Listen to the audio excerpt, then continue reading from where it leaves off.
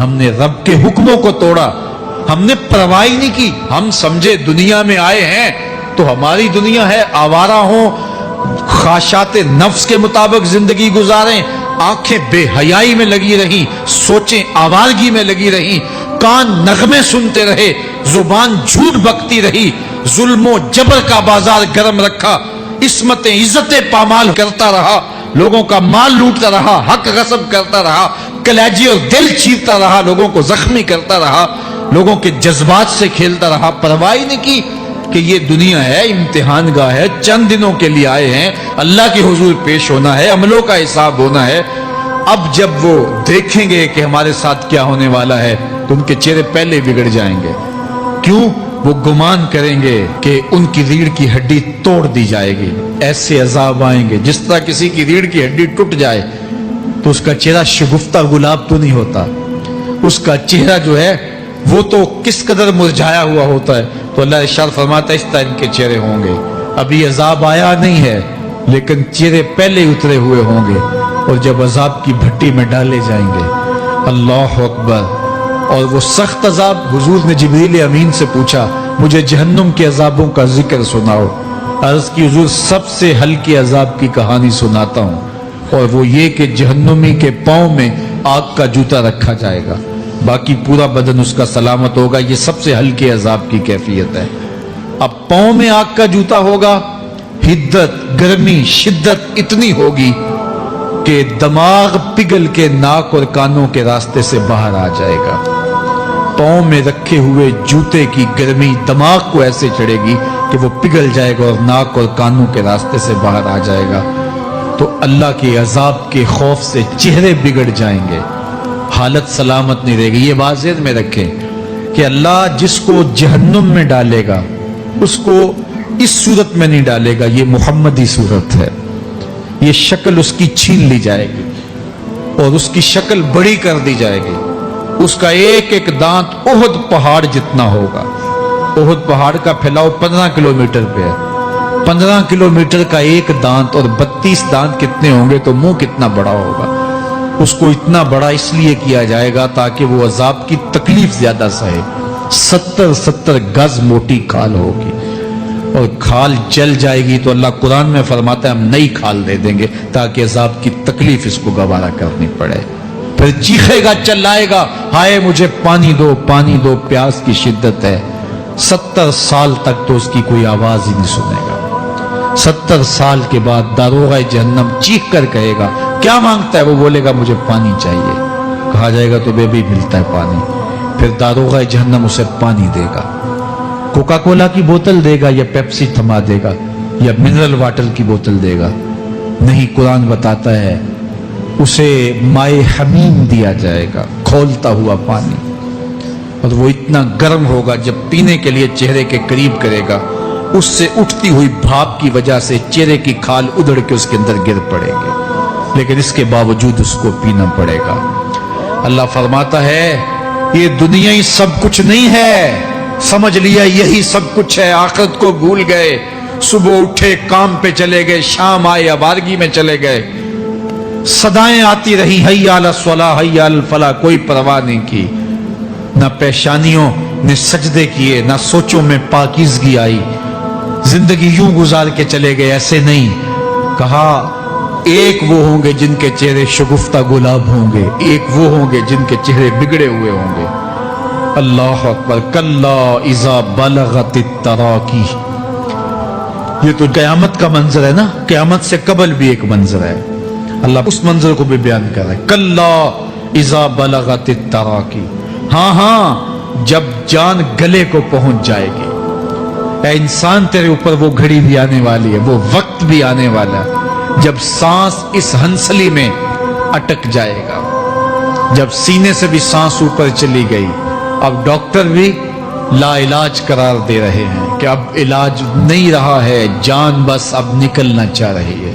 اور کہا جائے گا کوئی جھاڑ پھونک والا بلاؤ. اب ڈاکٹروں نے تو جواب دے دیا، اب سانس اٹک گئی گلے میں، چند لمحوں کی مہمان ہے. اب ڈاکٹروں نے کہا اب ہماری جانب سے لا علاج ہو گیا، اب لے جاؤ اس کو گھر یا وینٹیلیٹر پہ ڈال دیتے ہیں اس کو. بس اب ہماری جانب سے کوئی اس کا علاج نہیں ہے. اب گھر والے روتے ہیں, کہتے ہیں کوئی جھاڑ پھونک والا لاؤ, کوئی دم والا لاؤ, شاید وہ کوئی دم کرے تو اس کی جان میں جان آ جائے. ڈاکٹروں نے تو لا علاج قرار دے دیا. وَظَنَّ عَنَّهُ الْفِرَاقُ. اللہ فرماتا ہے یہ تو جھاڑ پھونک والے کو ڈھونڈ رہے ہیں, لیکن جس کی سانس یہاں اٹکی ہے وہ سمجھ گیا ہے اب موت آ گئی ہے. اس کو یقین ہو گیا ہے کہ اب موت کے لمحے آ گئے ہیں, اب میں بچ نہیں پاؤں گا. اب آنکھیں تاڑے لگی ہوئی ہیں. وَالْتَفَّتِ السَّاقُ بِالسَّاقِ. پنڈلی پہ پنڈلی چڑھ رہی ہے. جب موت آ جاتی ہے تو پھر پنڈلی سے پنڈلی لپٹ جاتی ہے, اس کو پھر جدا کرتے ہیں اور جدا کر کے دونوں انگوٹھے باندھ دیتے ہیں تاکہ پنڈلی کے اوپر پنڈلی نہ چڑھے. اللہ وہ منظر بیان کرتا ہے, صاحب یہ وقت آنے والا ہے جب دونوں انگوٹھے باندھ دیے جائیں گے, جب ناک میں روئی ٹھونس دی جائے گی, جب چٹے لباس میں کفن دیا جائے گا, جب غسال کے سامنے بے بس پڑے ہوں گے, وہ چاہے یہ بازو اٹھائے چاہے یہ بازو اٹھائے, گرم پانی ڈالے یا سرد پانی ڈالے, جب بس پڑے ہوئے ہوں گے جو ہے وہ غسل دینے والوں کے, اور ناک میں روئی ہوگی اور دونوں انگوٹھے آپس میں بندھے ہوں گے. یہ محل, یہ ماڑی, یہ کوٹھیاں, یہ بنگلے جس کو سویر شام لگ کے حلال حرام کی تمیز کیے بغیر بنایا تھا, غوث اعظم رضی اللہ تعالیٰ عنہ بولے مکان بنا رہا ہے, بسیں گے اور حساب تو جا کے دے گا, اور یہ تو ایک رات بھی تجھے اس گھر کے اندر نہیں رکھیں گے کہ چلو ایک رات مہمان رکھ لیں. کہتے ہیں نہیں نہیں, مہمانوں نے بھی جانا ہے تو جلدی کرو, اس کو سپرد کراؤ. وہ تو تیرا لباس بھی پھاڑ کے اتاریں گے, خود غسل دینے کے لیے تیار بھی نہیں ہے. تجھ سے خوف آنے لگا ہے, جاندی واری ڈرونا بنے ہوتے, ہاتھ نہ لاندے ڈر دے, جنہ لئی تو پاپ کمائے اج کتھے نہیں تیرے کر دے. آج تو وہ تیرے ساتھ تجھے غسل دینے کے لیے آمادہ نہیں ہے. وَالْتَفَّتِ السَّاقُ بِالسَّاقِ. جب پنڈلی پہ پنڈلی چڑھنے لگ جائے گی, إِلَىٰ رَبِّكَ يَوْمَئِذٍ الْمَسَاقُ. اس دن تیرے رب کی طرف ہی لوٹ کے جانا ہے. فَلَا صَدَّقَ وَلَا صَلَّىٰ. اس نے نہ تو سچ مانا اور نہ نماز پڑھی. وَلَٰكِنْ كَذَّبَ وَتَوَلَّىٰ. ہاں جھٹلایا اور منہ پھیر کے چل پڑا. ثُمَّ ذَهَبَ إِلَىٰ أَهْلِهِ يَتَمَطَّىٰ. پھر اپنے گھر کو اکڑتا ہوا چلا. اولا لَكَ فَأَوْلَىٰ ثُمَّ أَوْلَىٰ لَكَ فَأَوْلَىٰ. تیری خرابی آ پہنچی, ہاں تیری خرابی آ پہنچی. اَيَحْسَبُ الْإِنسَانُ أَن يُتْرَكَ سُدًى. انسان دنیا میں یہ گمان کرتا ہے اس کو سدا چھوڑ دیا جائے گا. سدا عربی میں ایسے اونٹ کو کہتے ہیں جس کی مہار کسی کے ہاتھ میں نہ ہو. شترے بے مہار, جہاں مرضی جس گھاٹ سے چاہے پانی پیے, جہاں سے مرضی چارہ لے, تو شترے بے مہار کو کہتے ہیں سدا. تو یہ انسان بھی گمان کرتا ہے کہ میں بھی سدا ہوں, مجھے کوئی کیوں پوچھے, میرے جذبات پہ کوئی کیوں قدغن لگائے, مجھے کیوں روکے کوئی. بالخصوص جوانی کے ایام کے اندر جوان کو بڑا ہوتا ہے کہ کوئی مجھے کیوں, وہ تو ماں باپ کے کہنے میں بھی نہیں آنا چاہتا. وہ کہتا ہے کیوں مجھے روکتے ہیں, میری جوانی ہے, میرے جذبات ہیں, مجھے آزادی سے جینے دو, کیوں میرے راستے میں رکاوٹ بنتے ہو, میں سدا ہوں. اللہ فرماتا ہے نہیں, ایک اونٹ تو سدا ہو سکتا ہے جس کو میں نے اشرف المخلوقات بنایا ہے, اس کو تو سدا نہیں چھوڑوں گا, اس کو تو پابند بناؤں گا حکام کا. اب وہ کہتا ہے کہ نہیں نہیں, یہ کیسے دوبارہ اٹھائے جائیں گے. اب دوبارہ وہی بات پھر آ گئی.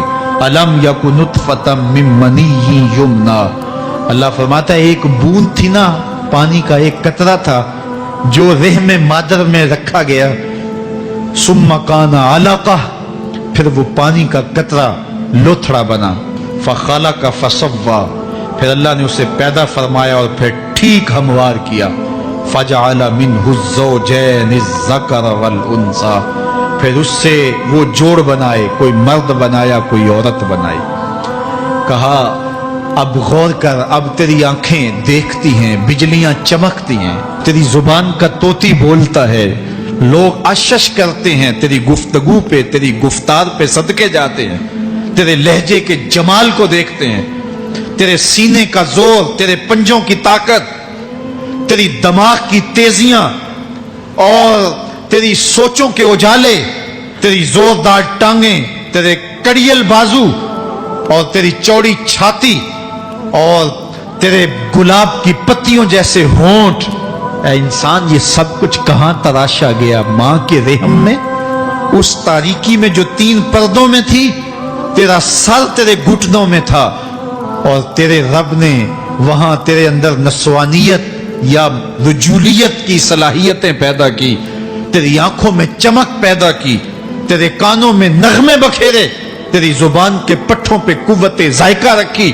تجھے بولنے کی صلاحیت دی، تیرے پنجوں میں زور رکھا۔ آج تو مفتی شہر ہے، آج تو علامت الدہر ہے، آج تو قاضی القضات ہے، آج تو منسٹر ہے، آج تو وزیر اعظم ہے، آج تو پہلوان ہے، آج تو شہزادہ ہے، آج تو بادشاہ ہے، آج تو زوراور ہے، آج تیری طاقت کے کیا کہنے، آج شیروں کو تو نچا لیتا ہے، ہاتھیوں کو تو بٹھا لیتا ہے۔